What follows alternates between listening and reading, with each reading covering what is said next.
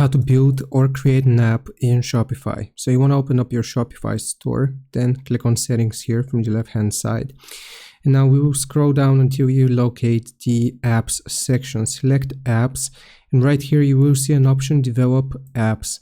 Click on develop apps, and now you will have a separate dev dashboard in Shopify. So you want to click on build apps in dev dashboard.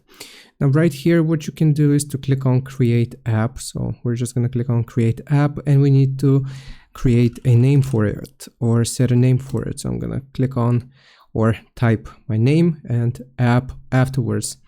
So just like that, you will be able to provide your apps URL. So if you are vibe coding and you have a web app, you can embed it here in the Shopify admin, and also you can add scopes here directly from the access screen.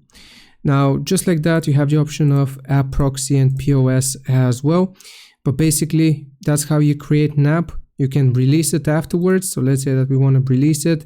This is going to be just a test. So I'm going to type 1. And if you have, well, something active here for your app, you can open it up and you can find your API version and all of your info. So I hope this helps. Leave a like and sub. I'll see you next time.